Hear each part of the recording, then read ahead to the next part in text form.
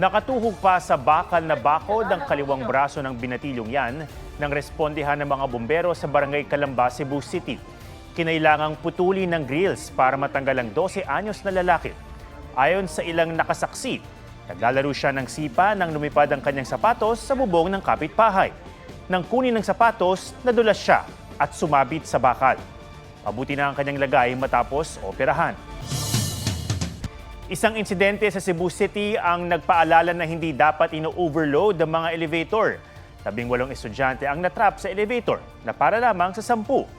May report si Alan Domingo ng GMA Regional TV. Pilit ibinuka ang mga pinto ng elevator na yan sa isang universidad sa Cebu City para makalabas ang 18 estudyante. Nasa 20 minuto sila ang natrap dahil hindi mabuksan ang pinto pagbaba sa ground floor. Ayon sa Bureau of Fire Protection, delikado yan dahil posible silang masuffocate. Pinuntahan ng GMA Regional TV ang universidad pero wala raw ang kanilang direktor para magbigay ng pahayag. Hindi rin siya sumagot sa tawag at text messages. Payo ng DEP sakaling matrap sa elevator. To stay calm, no? It's important not to panic, eh?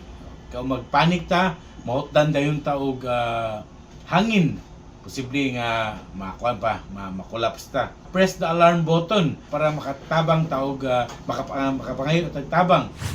Sa Baguio City, hindi naman pinalad ang janitor na nahulog sa freight elevator shaft ng pinagtatrabahoan niyang establishmento.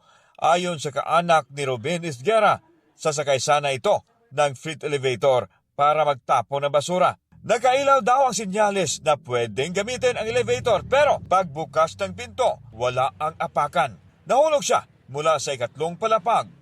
Ayon sa mga pulis, under maintenance ang elevator. Iimbestigahan kung bakit nagamit pa ito. Ipinautopsy ang labi ng biktima para tsaking walang foul play sa kanyang pagkasawi. Alan Domingo nagbabalita para sa GMA Integrated News. Humingi ng paumanhin si Presidential Anti-Organized Crime Commission spokesperson Winston Casio na pansamantalang tinanggal sa pwesto dahil sa pananampal sa Pilipinong empleyado ng sinalakay na BPO. Sabi ni Casio, pinapili niya kung kakasuhan o bibigyan ng mahinang sampalang lalaki na binastos umano mga kawani ng PAOK. May report si Salima Refran. Sa gitna ng raid sa Central 1 Bataan noong nakaraang linggo, umaalma ang isang Pilipinong empleyado ng BPO sa mga kawani ng Presidential Anti-Organized Crime Commission. Maya-maya, nilapitan siya ni PAOK spokesperson Winston Casio. Inambahan ni Casio ang lalaki, sabay banta na kakasuhan ito. Sa kakinuha ng mga operatiba ang lalaki. Sa kuha ng CCTV sa klinik ng kumpanya, makikitang kausap ni Casio ang lalaki nang biglang kaliwat kanan siyang sinampal. Kinausap pa niya ulit ang lalaki bago sampalin ng pangatlong beses. Ang video ng pananampal kumalat sa chat groups sa mga BPO employees. Iniimbestigahan na ng PAOK ang insidente. Under administrative suspension ngayon si Casio hanggang sa matapos ang investigasyon ng PAOK. Maaari naman daw maghain ng reklamo ang lalaki sa video para paharapin dito si Casio.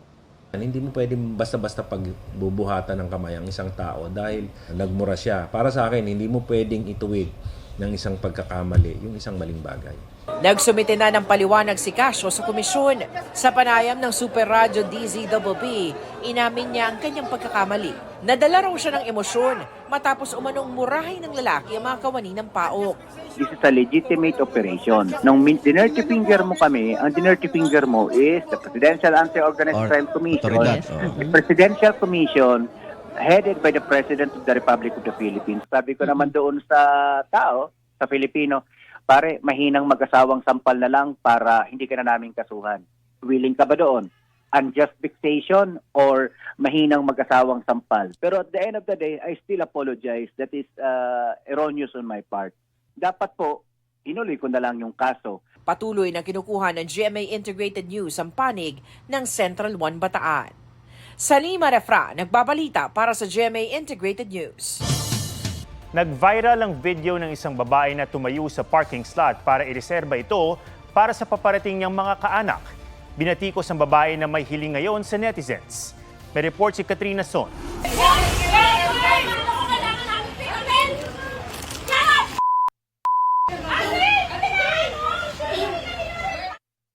Viral sa social media ang insidenteng ito sa parking lot ng isang sementeryo sa Las Piñas gabi ng November 1. Ang babaeng nakapink at may kausap sa telepono, pinagduduro at sinisigawan ng isang babae. Maya-maya pa, ang babaeng nakapink, pinapatabi at pinaalis ang Montero na paparada.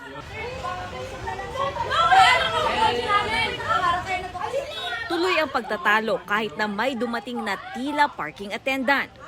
Hanggang isang babae ang pilit na itinulak at pinatabi ang nakatayo sa parking slot. Unang-una, nagkukos siya ng any obstruction doon sa area. Pag nakasanayan na natin po yan, magulo po ang mangyayari dyan sa parking. Ang babaeng nakapink at nagsilbing human cone para i-reserve ang vacant parking slot, nagpaliwanag. Pagpunta ko doon, umalis lang po talaga yung nakapark doon. Sabi ko, paalis na po ba kayo, ganyan. So, doon ako tumayo, naniwait ko sila. Iniisip lang daw niya ang mga parating na kasamahan, lalo na ang mga magulang na senior citizen at may kasama pang bata. Aminado siyang nakikipagtalo pa noong una at ipinipilit na ireserba ang parking slot, pero naisip daw niyang bawal nga ito. Nauna na rin daw siyang nakipag-usap at nakipag-ayos sa mga sakay ng SUV na naabala at nakaalitan niya. Humihingi rin daw siya sa lahat ng pangunawa. Sa lahat ng nag-upload ng video, please stop na po. Kasi ang akin lang po kasi okay na both sides. Sorry, nagkakamali lang po talaga yun. Nagsisi naman po ako. Ayon sa nakausap naming abogado, wala namang batas na nagbabawal sa pagtayo at pagreserba ng parking space. Pero yung pagtayo niya, it would amount to intimidation. Ini-intimidate niya yung tao by preventing them from parking, so she could be held criminally liable. Kung public place na yan at wala namang siyang authority, mali siya. Ba't siya tatayo doon para haharangin yung ibang tao na magpapark? Kasi hindi naman prohibited. Pagkauna muna yung sasakyan niya. sinusubukan naming kunan ng pahayag ang nakaalitan ng babaeng tumayo sa parking slot, pero wala pa silang sagot sa amin. Katrina Son, nagbabalita para sa GMA Integrated News. Pinababasuran ng kampo ni dismissed Mayor Alice Go sa Department of Justice ang mga reklamong inihain ng NBI laban sa kanya. Dumalo si Guo sa preliminary investigation para sa mga reklamong perjury, obstruction of justice, falsification by a notary public, at use of falsified document. Dahil yan sa pagpapanotaryo ng counter-affidavit para sa kasong qualified human trafficking noong Agosto, kahit wala na siya sa bansa. Tumangging magbigay ng pahayag si Guo. Nagsumite rin ng kanilang mga kontrasalaysay ang mga staff ni Guo na sina Geraldine Pepito at umano'y body double na si Catherine Salazar. Umamin noon sa pagdinig ng Senado sina Pepito at Salazar na sila ang nag-ayos ng printing ng counter-affidavit ni Guo at nagkabit ng isa umanong pirmado na ni Guo na signature page.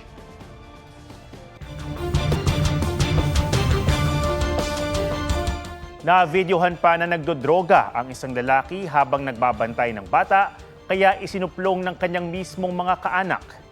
Makakuha pa ng point, doon ka pa ng mukha. Huli ka ang pag-hit ng lalaking yan ng umano'y shabu. May isang puntong kinarga pa niya ang bata. Sa exclusive na video ng buy-bust operation, inaresto ang lalaki at di tinangging siya ang nasa video. Huli rin ang kanyang kasama sa pagbenta umano ng shabu. Pero giit ng dalawa, gumagamit sila pero di nagtutulak.